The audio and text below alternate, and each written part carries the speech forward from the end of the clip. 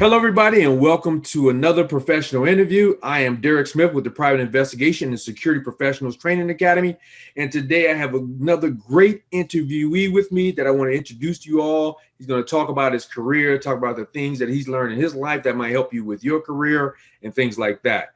So his name is Raphael David. We're going to call him Rico in this interview. And me and Rico, we've known each other for about 20 years now. We actually served in the Army Criminal Investigations Division together. We also were Treasury agents together. And what else? But he has more than that in his law enforcement career. So he's going to tell you about how he got started and things like that. He also served in the U.S. Navy. So we'll talk about that a little bit as we go on also. But with no further ado, let me go ahead and have you introduce yourself and tell everybody what you do. Because, by the way, he's retired from law enforcement now. So he's going to tell you what he did, and I got a couple of questions I want to ask him, a surprise question. But go ahead and get started, Rico, and introduce yourself to everybody. How's it going? My name is Raphael David, and everybody seems to call me Rico most of the time, so I guess we'll stay with that as well. I'm currently retired, but I used to be a violent gang specialist for the INS. Now, I want to talk about that, and then we go to some of the other things you did as well. But in there, you had a nickname. So that's the surprise question. Tell everybody that nickname you had and how you got that nickname. The nickname was Aldea Lobo. And what does that mean? It's like the village. It's not really village wolf, but it's like the wolf of the hamlet, an area a little smaller than a village. And it's a story in Central America about it's the boogeyman, basically. It's what they tell their children to keep them from going too close to the woods or the jungle or doing something they ought not do. The Aldea Lobo is going to get you. So, yeah. So he was the boogeyman for the bad guys when he was INS. So I thought that was pretty cool, and I wanted to make sure he shared that with y'all. Now, with that, let me tell you how I found out about it. I had been on the southern border briefly on an assignment, and when I came back to Washington, D.C., I had already developed a reputation that I wasn't aware of. And one day, a young lady came in the office, and I recognized I'd been trying to recruit her as an informant. She was an informal informant, but not one on the books. And one day she came in the office and I was being a jerk. And I said, hey, you could have paged me, if you wanted to see me. And she goes, no, I'm not here for you. My mother, she had her mother and her aunt with her. She said, they want to meet the gang guy. I said, what gang guy? And she goes, nah, there's a guy here who does gangs and everybody's terrified of him. I said, well, I don't know about all that, but I'm the gang guy in the office. And so she started speaking to her aunt and her mother, and they got all excited. And I kept hearing Aldea Lobo. And I was not hearing ALDEA. I was hearing ALDIA, the Day of the Wolf. And I kept going, what is that, like a holiday? Was it like a festival? And she explained it to me. And that's when I discovered that that's what they were calling me on the streets. Okay. Oh, by the way, I wanted to show he's also in my video, Special Agent Combative System, with me. And let me say this. Now, I told you guys I'm 6 foot 270.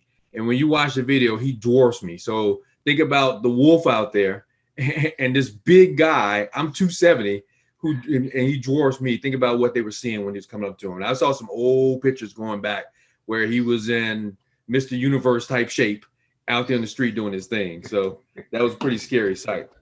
So didn't you also do some time in uniform or something like that? Weren't you police for a while before you went? Yes, I worked for the FAA as a uniform police officer. And one of my first assignments when I ended up with INS was with Washington, D.C. Metropolitan Police Department, working with their vice unit. So I was on the street a lot, yeah. So tell me this, what got you in? Now, I've known you for 20 years now, but you were already law enforcement, and us meeting is a whole nother story. Because you see him laughing already, because when we met, it wasn't so cordial, because we were in CID together, and sometimes I'll just put it this, I could be the class clown sometimes. Oh, really?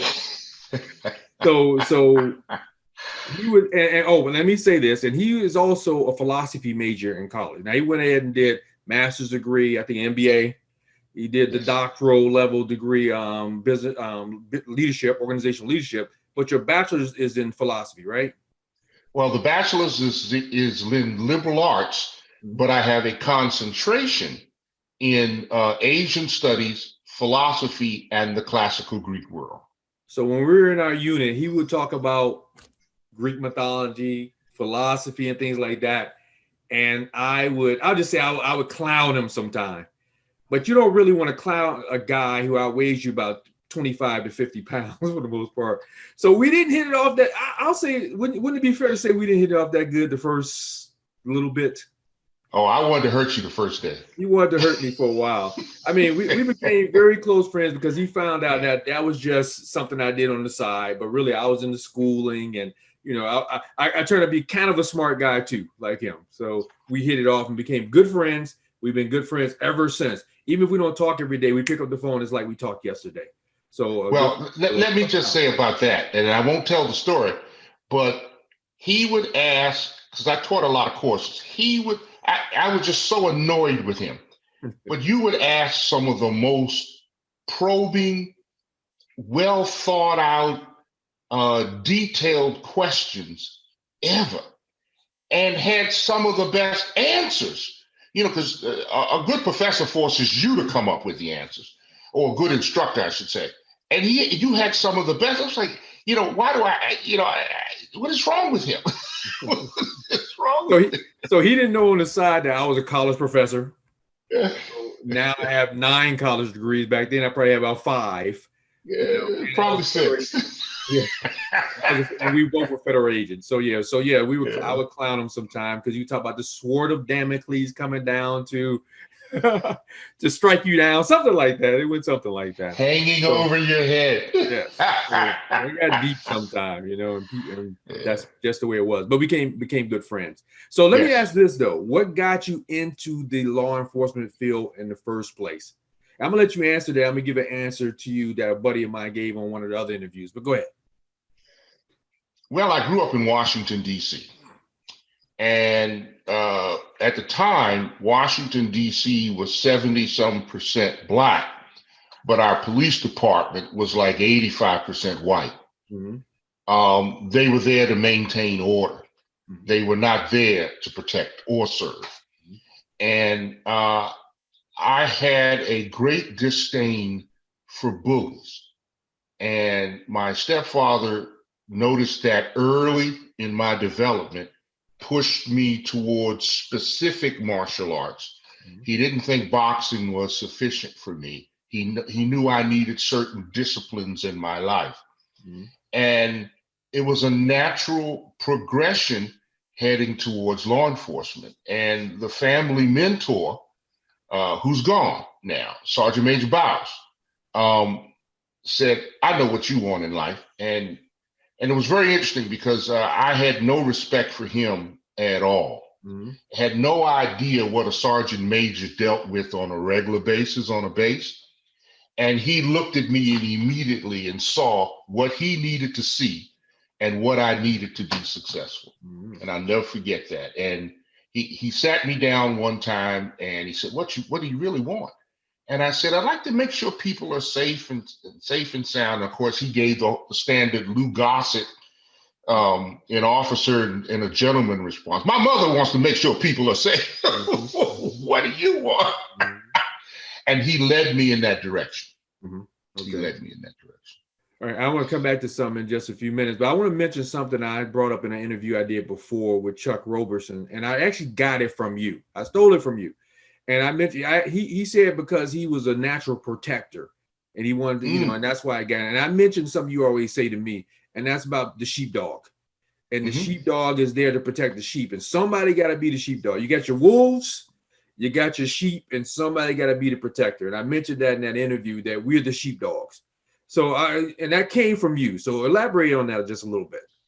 Well, that's a yes and a no. That's really a misnomer. Mm-hmm. A sheepdog completely follows the direction of the shepherd.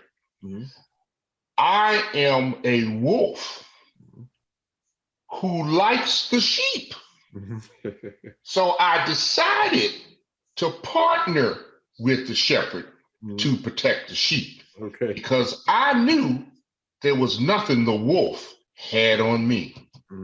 Yeah. And see, that's one of the things I want to emphasize here. We all feel like there's a calling for us to be protectors. And somebody has to do it. And I said that in Chuck's interview. Somebody has to do it. 95% of the population can't do what we do. They're not going to be the military guys. They're not going to be the law enforcement officers. What were you going to say? You're going to say something. 95 might be a stretch. I would say 98%.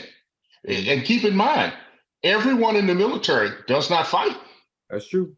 A large portion are logistics and administration to make sure that we can fight. And the same thing is with law enforcement. There are people that ought not be on the street, and that's why we have some of the problems we have today. And I'm glad you emphasized that, because most people say somebody was in the military. Now, in the military, we all go through basic training. So I say everybody in the military is trained to kill, let's say. So that's what we're for, right? We learn how to use a weapon. We learn some tactics. If you go to the Army, you're going to learn some tactics about how to maneuver and all that, be infantry qualified or whatever. But some of us choose careers where that's what we do all the time. Army CID, of course, the Special Forces guys, Air Force OSI, and those type of things. What did you do in the Navy, by the way? What was your Master at Arms? Master at Arms, still being a protector. Some of us, so out of the 100% that goes into the military, which is only 98% of the population, only 5% of us are warriors, or in those warrior type fields. So we get specialized skills and training that allows us to do that type of thing. And keep in mind, all three branches have a serious medical unit. Serious medical unit. They're not, now, if they have to pick up a weapon, they will, but that's not their specialty. Well, do you really want your dentist? Yeah. I know. But speaking of, I got a buddy of mine who went in the military at 17. We grew up together, but he became a combat medic. So he saw. Yeah, that's different. He's a combat medic in the Navy. Lots of action. He saw lots of that. Now he's retired. He's in California. But he saw lots of action. Matter of fact, I'm gonna interview him too. He'll be a good one for an interview as well. So you mentioned something I want to touch on before I get to some of the other questions. But Chuck Roberson is 8th degree black belt in martial arts. I'm a martial artist, and you mentioned martial arts. So first of all, what did you study as a martial artist, and what's your take on law enforcement, security, private investigators studying the martial arts? Well, I have an opinion, having also spent time in management in law enforcement, and that is, no one's going to prepare you to do your job. They're going to prepare you so that they don't get sued. That's good. They're not there to keep you safe. I mean, it's a cold reality. I studied Shaolin freestyle Kung Fu. I studied Hapkido. I studied Jiao Gao Kung Fu. Those were, and a little bit of China. And when I went into the Navy, they were teaching ground fighting and unarmed tactics. So I started learning that and teaching that as well. But you have to know, I don't care if you're taking judo, you have to know that when it's time for a conflict, the other person is going to get hurt. Because if you don't know that, I don't mean that you feel that way. You have to know that. If you don't know that, if the other person on the other side is a pure predator, they already know you don't know. So they can tell that you're not ready for this fight. The true criminal. Well, I want to now you mentioned something about management, how they don't prepare you for, how do you say, they don't prepare you for combat, I guess. They prepare you to make sure they don't get in trouble. What do you mean by that? In other words, you remember our basic shooting courses. That's not designed to keep you alive. That's designed when you do something stupid, they can go back to the record and say, here's his log. He shot 270 out of 300. I don't know how he could miss.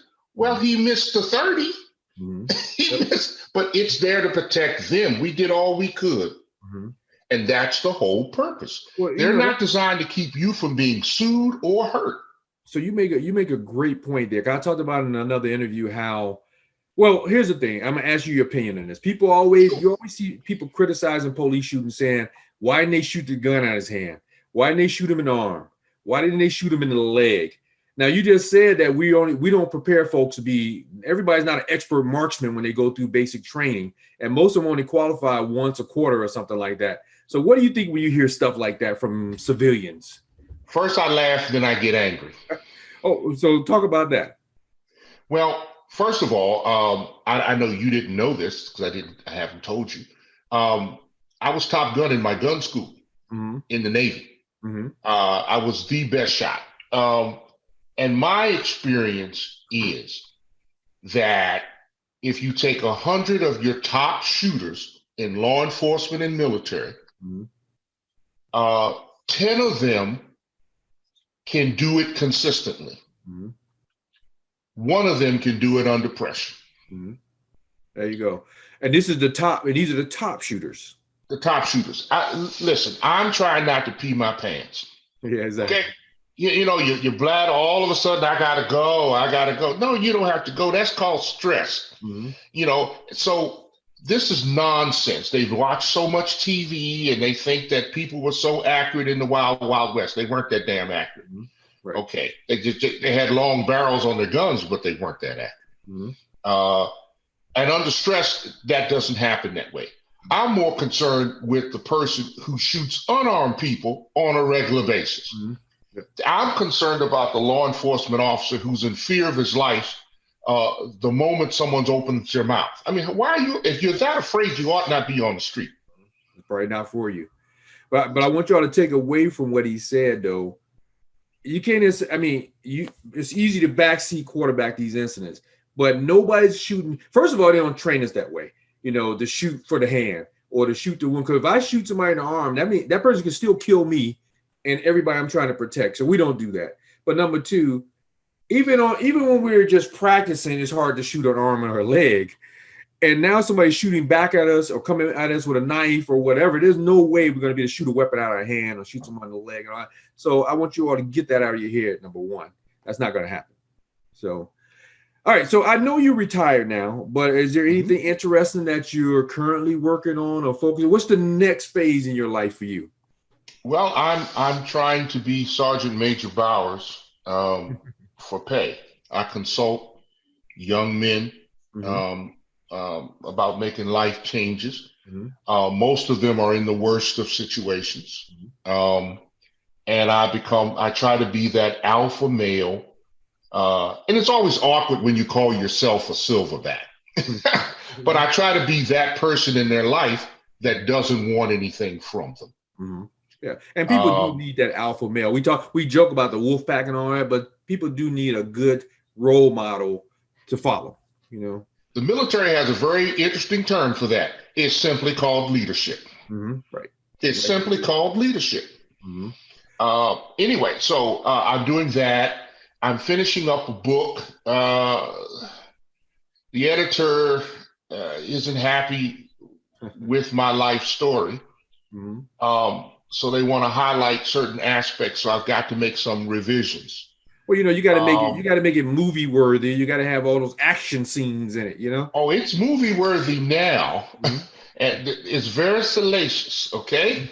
But they want to pick a certain aspect that's very dominant today in our media, which is all there because I'm a Black man in America. But I didn't highlight that. But that's what they saw. I was highlighting the actual cases, the actual experiences, the life stories and the back drama. But my thought is this: editors, they're editors. Your story.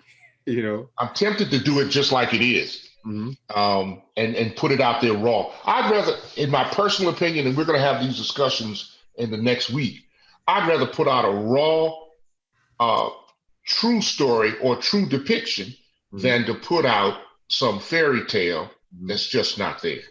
They want you to write a fiction novel. Yeah, if you want me to be perfect in the story, we're going to have to completely rewrite it. Now you you're working on being a life coach. You still a life coach as well? That's what I call this. Yeah, Okay. life coach. Okay. All right. Yeah. Great. Yeah. All right. Cause we'll And quiet as it's kept, I just might finish this doctorate up when this is all done. But go ahead. Well, I mean, I'm going to make sure I highlight that just in case anybody want to reach out to you. It's going to be down below in the information, because sometimes folks want a certain type of life coach. You would be my kind of life coach, because I'm kind of a hard charger and I need a hard charger. I don't need somebody sitting back, with glasses and a pipe or something, coaching. I can do that now. I can do that. I resemble that guy. I need the silverback though as my life coach. So, all right, so we'll put that information down there. So what is one common misconception or myth about the job you've done, about law enforcement, security, and all that you would like to debunk? That it is all black and white. Well, what do you mean? It's not either are you right or are you wrong. Mm-hmm. There is so much in the middle. Mm-hmm. It's absolutely incredible. Now, how you present yourself. Mm-hmm. And, you and I, we have a relationship with presence. Mm-hmm. Says a whole lot to the entire situation. Mm-hmm. And you always want to present yourself as, yes, I'm here. Mm-hmm. Yes, I am in charge. And yes, I will make sure you get the proper medical attention. Mm-hmm. Yes, that's the message you want to send. Now, if they want to talk, I now have somewhere to go. Mm-hmm. If they don't want to comply, I can handle that too. That's the message you want to send. Mm-hmm. If you have a story to tell me, you might want to start now. So your thing, the myth is. So I missed what the actual myth. The myth is that everything is left or right, mm-hmm. right or wrong. It's not black and white. Yeah, right. It's not. It's a lot of gray. You made me think of something when you brought up the professionalism thing. I don't know if you remember this, but you and I one time, I think we were Treasury. I'm pretty sure we were in suit and tie, in our Asian gear. You and I get on the elevator. I don't know if you remember this, but there was a white woman on the elevator, and when you and I walked on, she kind of clutched her purse a little bit tighter. Do you remember that? And you said that's every day. Yeah, and you said something about what she don't realize. It didn't go like that, but you said something about she doesn't realize how safe she probably is with the two of us on there, but she was scared and worried because these two big black guys get it. But even though we were in suit and tie, not just suit and tie, we were dressed. But we dressed well. But we still get that same reaction. And yes. I don't understand it. If something happened at that time, we would have been the ones to protect her. And absolutely. And this was probably 20 years ago, 15 years ago when we got that reaction. Yeah. Nothing's changed.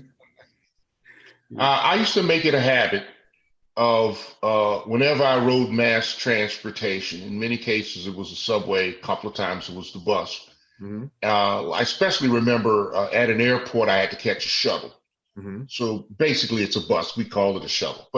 And I remember as I was getting on the shuttle, there was a seat next to a woman, a white woman. Mm-hmm. And she clutched her purse and I looked away like I didn't see it. We were trained to see things that other people didn't know we saw. Mm-hmm. I looked away like I didn't see it, but I let my jacket fall open. Mm-hmm. And she saw the badge. Mm-hmm. And she was like, "Officer, there's a seat right here." Mm-hmm. It is amazing what happens to minorities and people of color in this country when someone discovers you are the wolf or the sheepdog. Right. You are the silverback that says, "No, not today, leave her alone." Mm-hmm.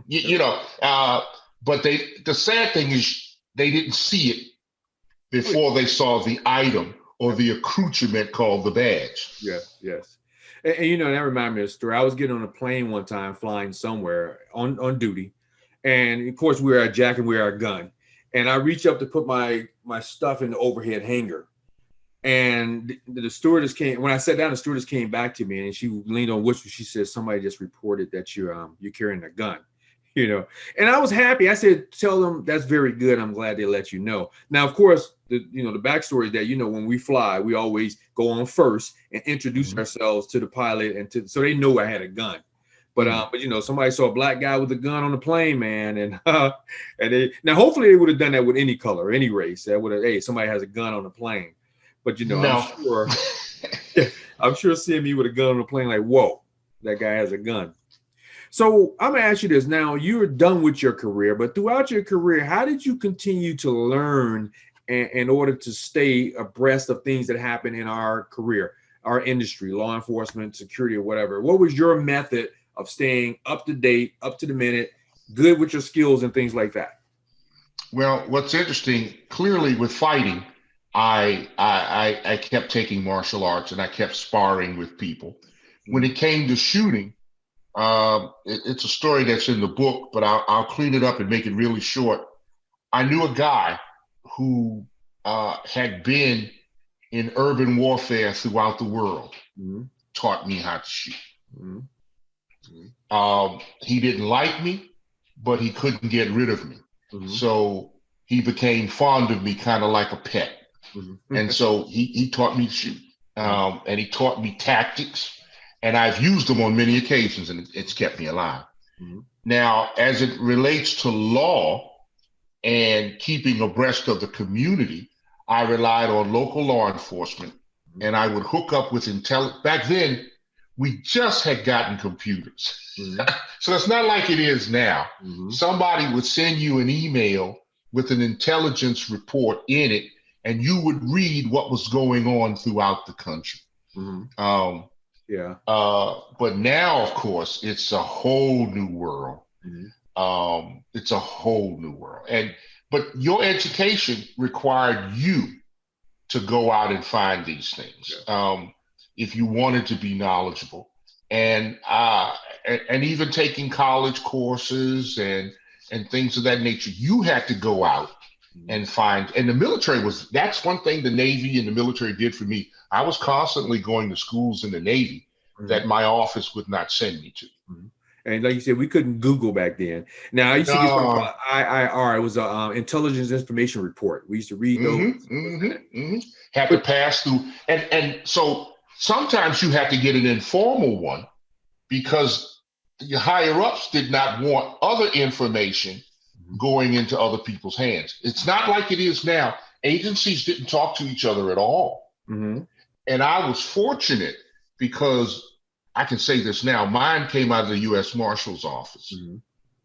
And we used to tell a joke about the Marshals when you and I were in law enforcement back then. And that is, they have the most power and do the least. They don't they don't turn them loose. So a lot of them had huge intelligence networks. And I used to get a lot of my intelligence from them. It's not like that. But what was that movie with that guy? He was a U.S. Marshal. He's a real yes. Yeah, I can see his Tommy Lee Jones. Yeah, it was like Tommy Lee Jones all the time. No. They're in the courtroom. They're in federal districts like Washington, D.C., Puerto Rico, the Virgin Islands, American Samoa, Guam, and 4 others, because it's 14 territories, by the way. They're doing evictions, and they handle the courthouse, and they do the work as a sheriff. But other than that, all they do is prisoner transportation and witness protection. That's it.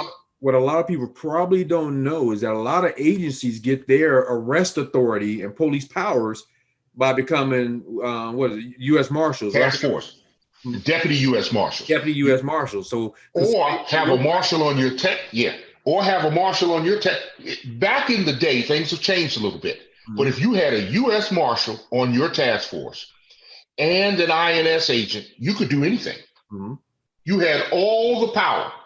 So they have that power. They just don't utilize them like they could. They're not allowed to by statute. Correct.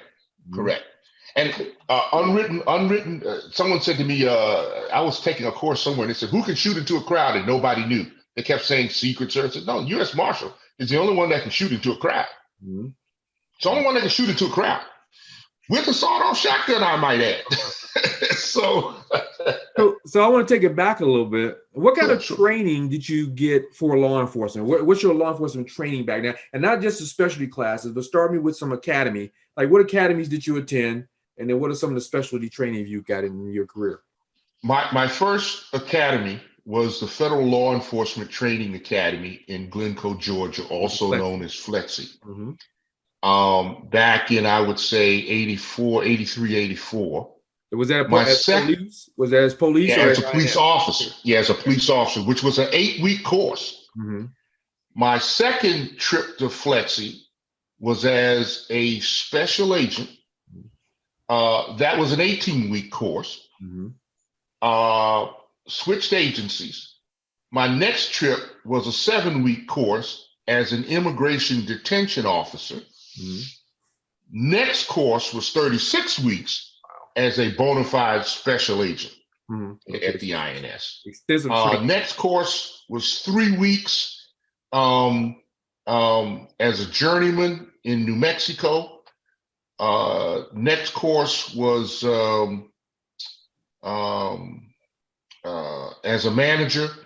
And in between, I took hostage negotiations at the FBI. I taught witness, it wasn't lying witness, but something to that effect, understanding the witness, trying to tell, looking for tells when people lie. And I also had a rappelling course in New Jersey. Yeah, it just... I can't imagine your big ass rappelling down a building. Yeah, well, you didn't snatch the top of it off, did you? Look, I have been. I was just recently telling my granddaughter, I've been thrown off a building. I jumped once, thrown down a flight of steps, also jumped once. I've been electrocuted. I've been gassed. I've been waterboarded. Never been shot with an actual gun, been stabbed, and I've been shot with a gas-filled simunition from a rifle at close range on skin. And people don't know how much simunitions can hurt. And they hurt. Brother, I was in Georgia, and the instructor said, listen, this is going to be an attack. I want you to get small, all the things we talked about. I want you to practice concealment. I want you to practice cover. And I said, well, the only cover or concealment out there is the grass. I said, I'm from Washington, D.C. I am not getting, I said, there's snakes in these woods. Jay says, everything in these. I said, well, I'm not getting down. He says, okay. He says, everybody turn around. And the small of my back was exposed. He walked right up to me with that rifle and shot me in the small of the back, and then began the exercise. I screamed like a stuffed pig. I dove down into those leaves, and I didn't want to say these words. I'm hit. I'm hit. And I crawled around up under those leaves until I could get a good shot at him. Those things, I've been shot many times with simunition, especially in the hands. It seems like they always hit you in the hand. Those things hurt and they leave a mark, But I just wanted to point that out because, a lot of us and a lot of my friends, they've gone through extensive training, like you have. People don't realize the kind of skills you, like that Liam Neeson movie where he says you have specialized skills that most people don't have. Most of us have specialized skills that most people don't have. And people look at us and just don't realize the type of training that we've been through and continue to go through. I left out one. The fugitive team. Oh my God. Yeah. We shot for 3 hours. We fought for 3 hours. There you go. Let me tell you something. I get a pain thinking about that now. But go ahead. I'm sorry. Yeah. Well, that's good. I mean, I want people to kind of get the idea when they watch this of what it's like to live the kind of life we live, number one. And number two, the kind of training and things that we get when we go through this. So going back to that time, though, what's one thing you wish you had known when you began your career in law enforcement? I wish I had known that the average law enforcement officer does not have a code that he or she lives by. You think it's the average? Here's what I know. They don't help you with a code. Fortunately for me, I had my own. I used to read a lot of Chief Tecumseh, and with the aid of a lot of the martial arts I was in, I was studying a lot of the Tao, reading a lot of Sun Tzu, Xunzi, Lao Tzu. And so I had a basic philosophy, the Bushido way, things. I had a basic philosophy that worked for me. And Chief Tecumseh pretty much encapsulated all of it. which shocked me because I never expected that from him. Mm-hmm. You ever get a chance, your folks can read Chief Tecumseh, and you'll recognize it Mm-hmm. once you hear it. You just didn't know it was Chief Tecumseh. So why do you think that you said the average, why do you think the average don't have a code then? I mean, does the academy try to instill that code into us, or what's your thought on that? Well, if you have a code, I can't control you. Mm-hmm. And the problem with law enforcement, kind of like the military, they want blind loyalty. They Mm-hmm. want you to follow. Mm-hmm. The only difference is the military wants you to lead as well. Mm-hmm. Right. And you can't lead without a code. Mm-hmm. The military is better at instilling code. The longer you're there, the more varied things you do, you will develop a code. Mm-hmm. But law enforcement, it's just, I need to go home tonight. I don't want to lose my job. I don't want to get arrested. I don't want to get hurt. Mm-hmm. That's not a code. I kind of want to ask you a question about that too, since you brought that up. Because in some agencies I've been in, especially when I was in the military, they gave you a gun, they gave you a badge, but they really didn't want you to use the gun.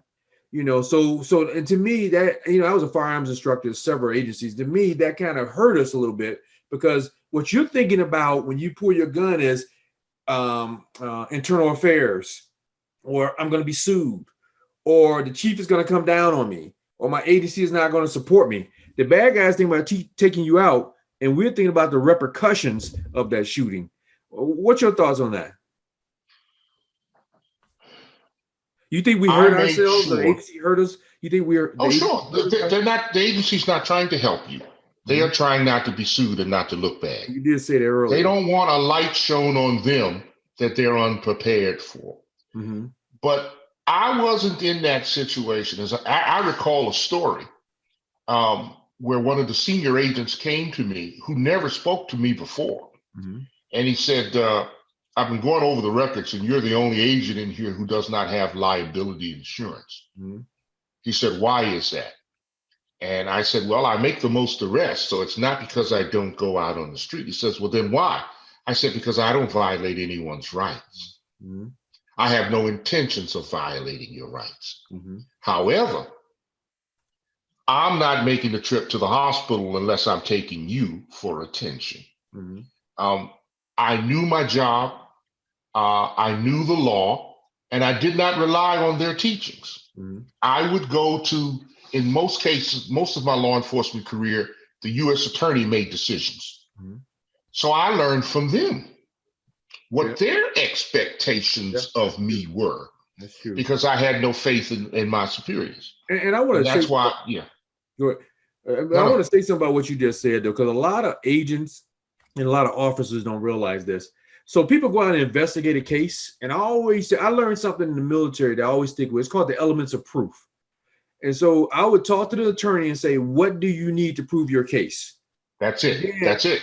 I go out and I get those. Everything else you get is fluff.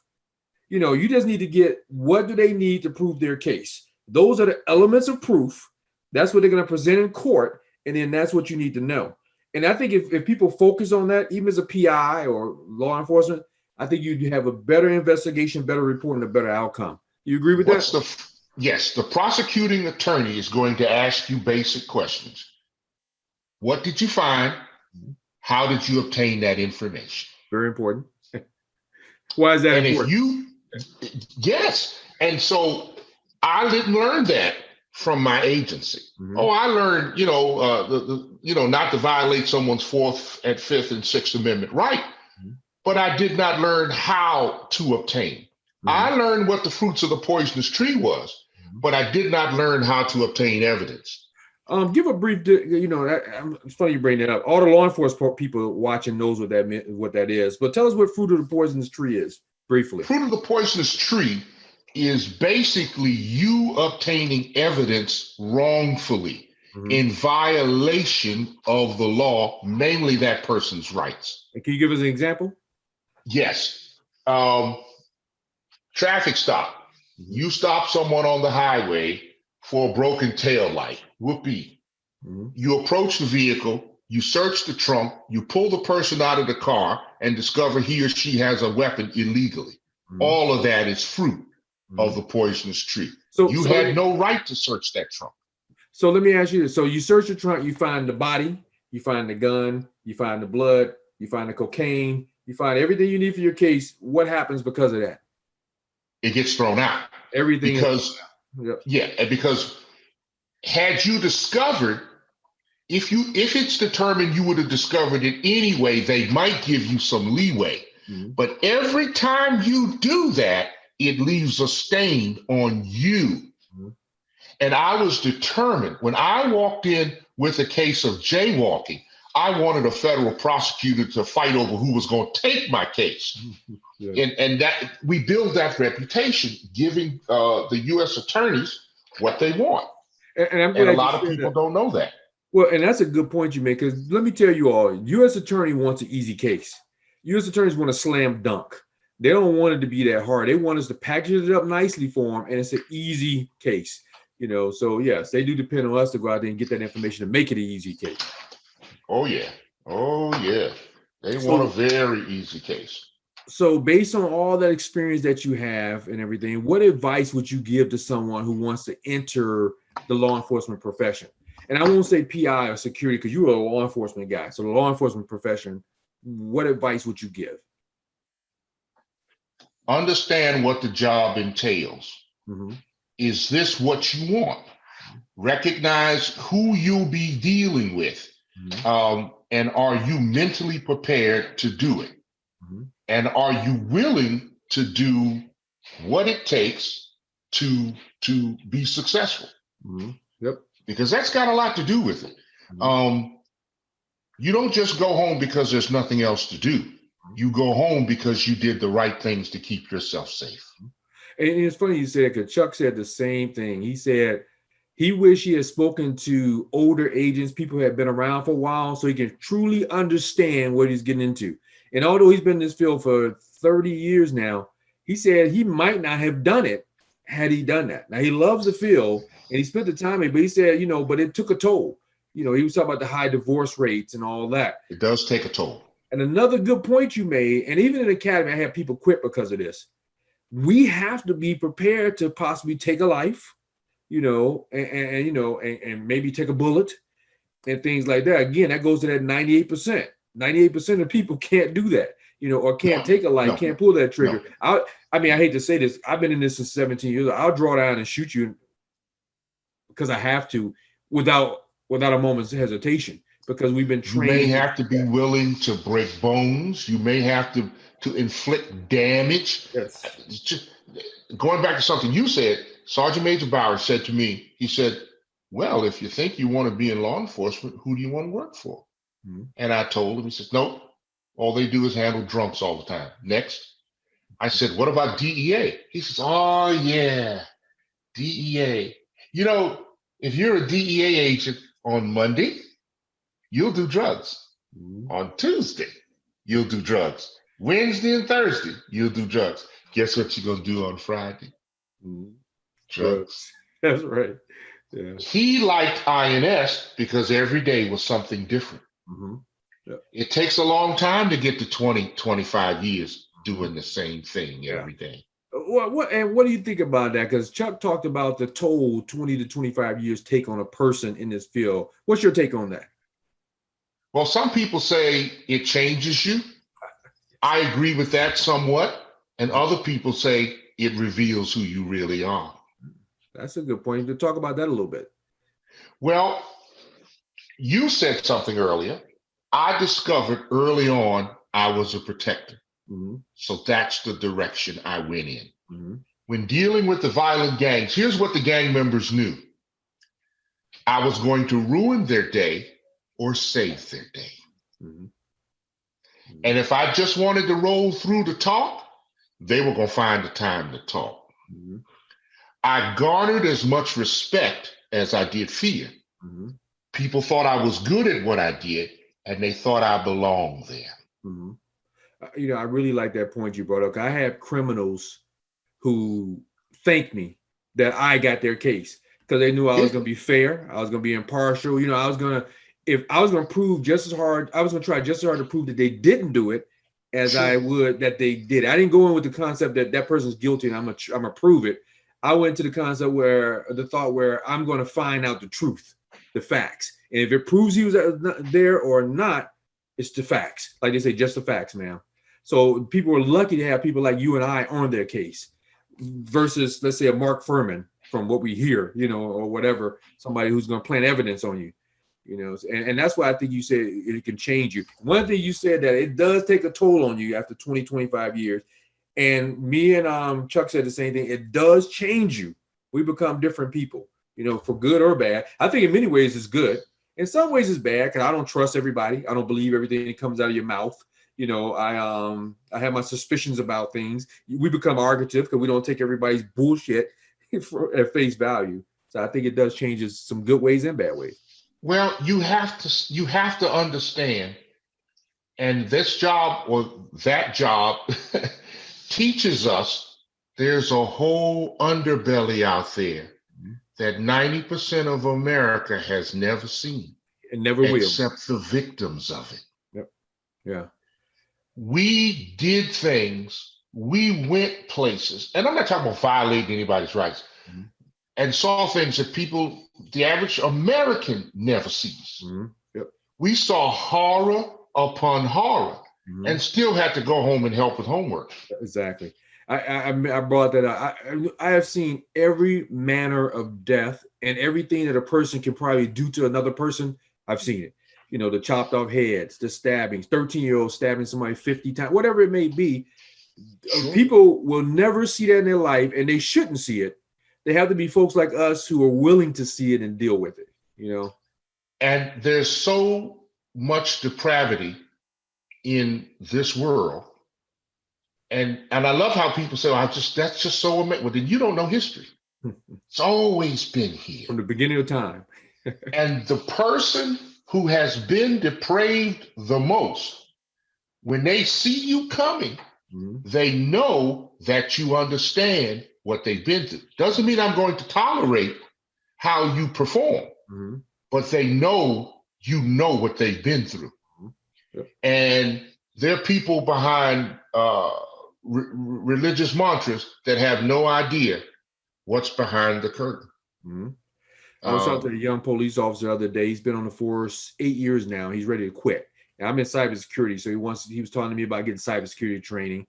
His father is retired, a good friend of mine, and now he's in it, and he's ready to leave because he's found out in 8 years as a PG County cop, it's not for him. He's done 8 years, and his father like, look, do 20, retire. But he's like, Derek, it's not for me because, like you said, 20, 30-year career can change you a lot, and it has to be for you to do this job. If you get into it for money, he got into it because his dad was police officer. The money is good benefits. You can't get into this job for that, for those reasons. Do you agree? Being a good person is not enough to strap on a badge and a gun. Yes. You have to be willing to see human nature in its pure form. And it has a toll on relationships because you know a liar when you see one. Yes. You know a cheat when you see one. Yes. You know genuine from fake. And I know a lot of people who became more religious, but there are a lot more atheists after they've been on this job for a while because the only help that's coming is you. And the law determines how far and how hard you can go. Yep. And how many people have you dated or been married to, whatever, that says, why are you always interrogating me? Because that's kind of our nature. That's what I do. That's what we do. That's what I do. And I'm not trying to interrogate you, but that's just how it comes off sometimes.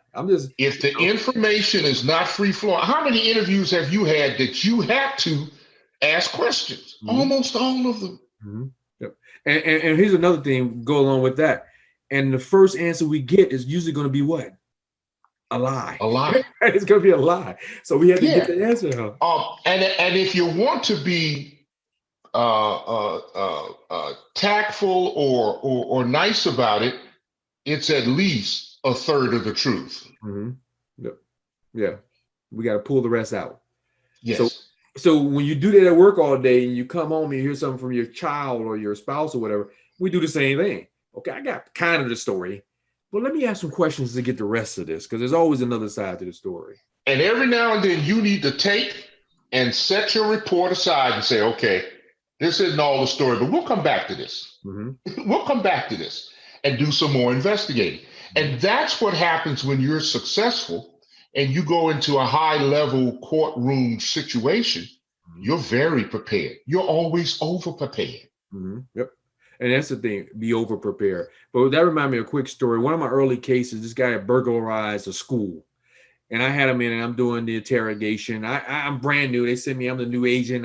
It's my case. I interrogate him. I come out and tell my guy, I'm like, and it's a senior agent training me. I said, this guy is totally innocent. I believe everything he said. He said, this is where he was, all this stuff. Now, he'd been watching the interview from the outside, of course. He said, okay, Derek, give me a minute. He goes in, 5 minutes later, he come out and say, okay, you can go take his confession now. So I'm like, this guy sat there and lied to me for an hour and a half, and I totally believe I'm standing up for the guy. It was all false. I go in there and he gave me the whole story, so of course it was his experience and all that kind of stuff. But my point is, people gonna lie to us. It's just in their nature. Self-preservation first. Well, and you and I, we bring our biases into every situation. And that's why I love when people say, oh, I don't see color, then you're blind. Yes. Because it's there. Because if you can't tell whether it was a blue car or a red car, what good are you to me? Yeah. So we bring stuff in with us. Yeah. And the person being interviewed brings their bias and need to survive. They always say we're supposed to be unbiased. We always say we're unbiased and all that. But every single one of us have biases, have prejudices that we bring into the interview, especially when you're working games for so long. Except the person who's lying to themselves. Like what? Give me an example of that. Anyone who says they do not have a bias is lying to themselves. Oh, okay, I got you. Okay. Yes, they're lying to themselves. Because everybody has one. It is what happens is our brain makes a decision. Okay, every time I turn around, little dogs bite me. So I already have a preconceived notion that smaller dogs bite quicker. Is that a fact? No. But that is already registered in my brain. Hear it all the time. Certain criminals like to fight. It's already in my brain. It's already in my brain. So what happens is we do bring those things in because our brain is like a supercomputer analyzing all the time, and it makes clear decisions. And what we are always seeking. Go ahead. I was saying it's also based on what we've seen in the past, our experiences. Sure, we had 10 guys who fought me and they had their pants pulled around their behind. I think the 11th guy is going to be the same thing. There is just no way that you were going, where I grew up, you were going to pretend to walk away and then punch someone because everybody did that. And we were all waiting for that. We work on sucker punches because we were waiting on the sucker punch. So you bring, and you, like you said, you bring your experiences with you. Exactly. And if you've never had the experiences and you're a brand new man or woman, well, good luck to you, buddy. You don't belong in law enforcement. Well, let me say this about that. You and I, you're from DC. I'm from Chicago. So we grew up fighting and all that kind of stuff. But I met people in basic training. I'm sure you did too. And I met people in law enforcement academy that had never had a fight before in their life. They didn't live where they had to fight every day and all that like we did. So they were different kind of officers than we were because they didn't know that the guy's going to turn around and punch them in the face because they'd never been punched in the face. They didn't know how to be. They weren't great undercover agents because, being in Chicago, I've seen drug deals. I'll just say I've seen them, and things like that growing up. So we can mimic that as an undercover agent. You really can't be taught that in your 2-week undercover course. If you're from Tennessee and you've never been involved with that. I'm not picking on Tennessee. There was a time in the academies when they would crank up your stress to see who you were made of. I'm not sure they do that anymore. Yeah. I remember in Flexi, we were doing role playing for 2 weeks. and they literally brought in professional actors to play different jobs. Yeah, they should do that. And you had instructors everywhere making sure that things were accounted for. And I remember a scenario where my partner and I were sent to pick up we're taking a transfer of a prisoner. That was the scenario. Go see Chief so-and-so and he'll facilitate the transfer. So we show up. My partner's already got the handcuffs in his hand because we're about to take a prisoner. And the police chief is talking to us. And because of the situation becoming tense, we forgot about the instructors standing around watching us. And the police chief is wearing a gun. He backs up to an old-fashioned cell. The prisoner, the person playing the role of the prisoner, grabs his gun.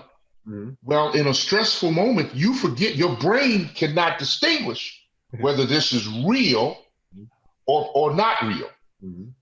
I immediately charged the police chief, placed my offhand on his hand and the gun, pinning it to his body to keep it from being pointed at anyone. And my partner was coming up behind me with the handcuffs wrapped around his hand to hit the prisoner, to subdue him. And all of a sudden, right before he struck him, I heard this piercing whistle. It kept going off in my head. It was the instructors. And they were yelling, out of roll, out of roll. You crank, and then they sit you down and let you calm down. Tell me what happened. What were you thinking? What? And that's how they found out who you were.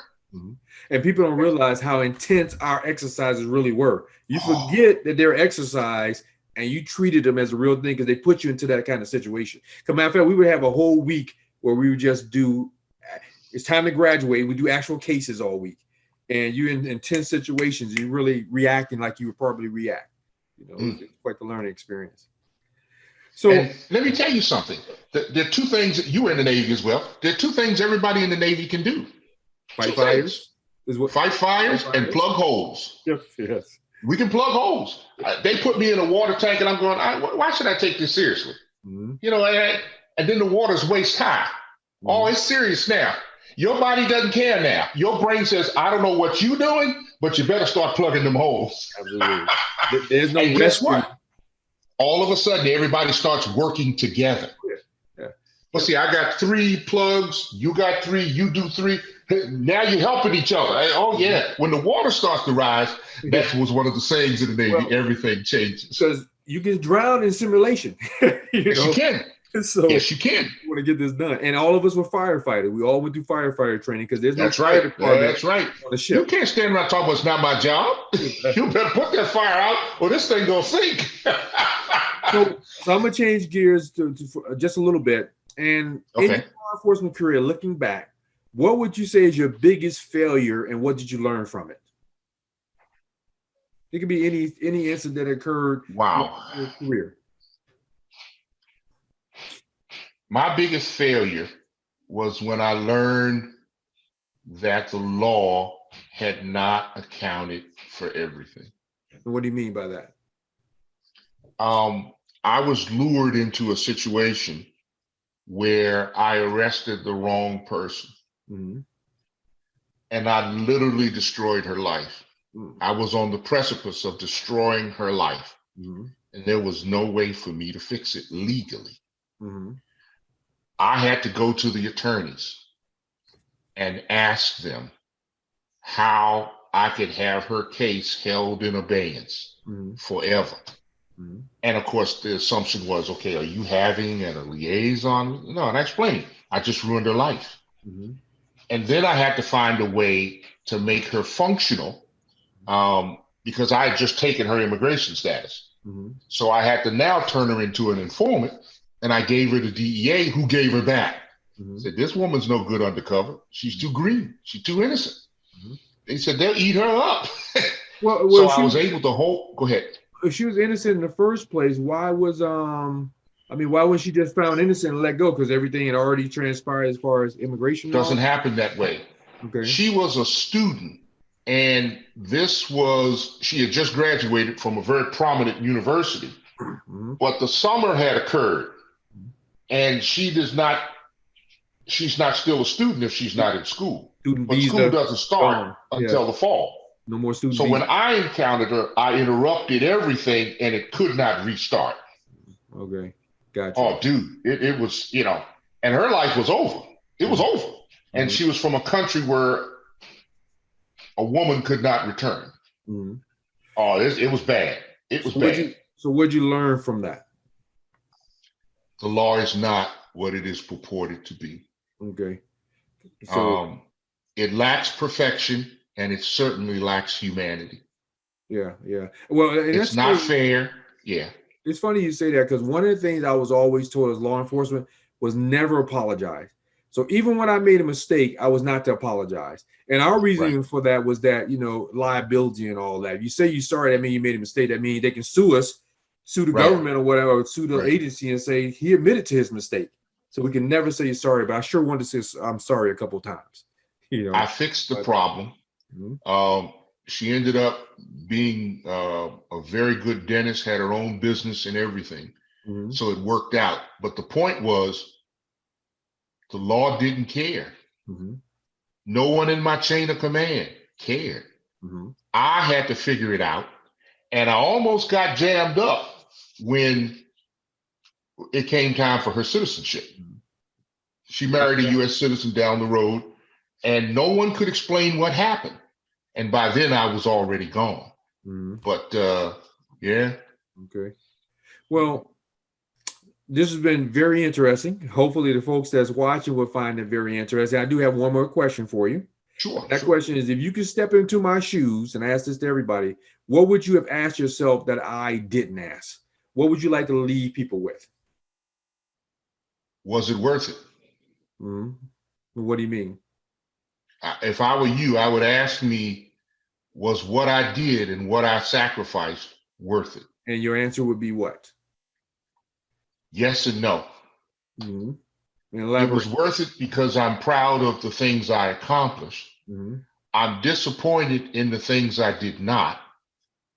And I would have taken better care of my body had I known the stress that it actually causes. Yes, and it causes stress. And when I say stress, I mean stress to our bodies, kicking in doors and everything. Not just our bodies. See, I'm 62 now. We have internalized, you and I especially, just because of the color of our skin and the mere fact that we don't like to bow our head or bend our knee, if you will. And so there's an internal dynamic that we won't deal with for years. But it will manifest itself. If every time you walk by, I hit you in the gut, at some point you stop doubling over, but you're still being impacted. And that's exactly what's happening to us emotionally. And then have to sit back and watch someone do the job you did so poorly is really disturbing. Watch him. Go ahead. The kneeling on a man's neck, I don't know where that came from. I've been to several academies. I don't know where that came from. Choking someone out in a rear naked choke wasn't taught. So I don't know where all of this stuff is coming from. Holding on to a man while you empty your gun into his back, I don't know where you learned that. I taught at the academy. I taught arrest procedures and everything in the academy. And not once did any of those techniques get taught at FLETC or OSI Academy or CID or whatever. We didn't teach those kind of things. Do you remember, and this really, my granddaughter laughs at me when I do this. In the old days, we didn't have to lay you down on the ground to handcuff you. You didn't have to get on the ground to be handcuffed. We handcuffed you right there where you stood. Well, we still, really, we still teach that. We have prone, we have wall, we have several ways to handcuff. We didn't put everybody down. The ones we put down were the ones we knew we were going to have to fight with. Not the guy who's coming from the store and he has some soda pop and candy and we put him down on the ground. We put old women on the ground now. Things have changed. And know what's funny about that? What's funny about that? We could have gotten away with it because there was no cameras. There were no cell phones. We just didn't do it because that's not the way we did things back then. And things are changing now. And I said that was my last question, but based on what you said, what do you think about the whole thin blue line then? You know, the blue line and all that. What's your theory on that then? I was struggling trying to be black enough to some and was never blue enough for others. I don't, if you make my profession look bad, you and I have a problem. Exactly. Right after 9/11, I was in an agency that you're familiar with, and they called a meeting afterwards. Several weeks after, the director wanted us all to start carrying our guns when we flew. Mm-hmm. I was already doing that. Mm-hmm. And they went around the room, you know, getting input, which never would have happened in any of the agencies I ran or the previous agency I'd been with. Mm-hmm. And they got to me and they said, "What'd you think?" I said, "Well, if I'm in the line at the 7-Eleven with my Slurpee and you're in front of me and you're giving the teller or the person behind the counter a hard time, you and I already have a problem. If I'm on the bus trying to go somewhere on the shuttle and you fussing with the driver, you and I already have a problem." Yeah. If a young lady has told you on the bus or wherever we are in public to leave her alone and you keep messing with her, you and I already have a problem. Mm-hmm. I was never the sheep in the crowd. Mm-hmm. That's just the way it is. Yes. Now, I'm trying to remember 9/11. Were we working together already? No, but we were in the service together. Yeah, we were in the Army CID at the time. Right. Okay. Yeah. I believe that you helped get me out of that agency. Right. Because I was so angry. Yeah. I don't know if you remember. I was so angry with the way. That's when you came to Treasury. That's when you came to Treasury with me, right? That's right. That's right. That's right. I was like, right. I'm like, no, I can't do this anymore. And I always felt like, it's easy to say now, and it feels, cheeky, but I wanted to earn my salary. Mm-hmm. Yeah. I wanted to feel like what I was doing mattered. Yep. I mean, I put a lot into this. Well, yeah. I love you say that because one of the things I always wanted in my law enforcement career is that I wanted to do something that mattered. I wanted to make sure I made a difference. I made it and not be famous or anything, but made a difference. Because what we do, like my job now in cybersecurity, is not life and death. But when we were agents, everything we did could be life and death. It might not be you dying. It could be career ending. It could be sending you back to your country. It's going to change your life. So everything. So I really believe, okay, I got to do things that's going to make an impact on somebody's life. People don't understand that when you have a regular job sometimes. When you're military, I've been military since 17. So when you're military and law enforcement, all I understand is making an impact, and doing something that matters. And I would say to anyone who's thinking about going into this profession, just understand you might be the only help that's coming. Mm-hmm. No bash on religion, but I don't see them coming to help. Mm-hmm. Well, maybe the angels are coming and they took another route. I don't know. Yep. But I can tell you who is coming. Exactly. Yeah. And I look at it this way. You believe in God and all that kind of stuff, which is great. God gave me the ability to go get the training that I have to be able to take care of myself and get myself out of that situation. He gave us what they say, free will, right? I got the free will. And I'm coming to help. I know how to handle this situation. That's why And if I have to go, and I always love that saying. Someone said, "Oh, don't go there. Angels don't even go there." Okay, that's not my problem. I'm going. I'm going. I see you there. Right. Oh yeah, And you might be the only help that's coming. Yeah. Now you can't get taken down while you're there. You have to be prepared. Mm-hmm. You have to be prepared. And whether or not you're prepared. Mm-hmm. Absolutely. Absolutely. And one last thing, if you're not getting the training, find a way to get it. Yep.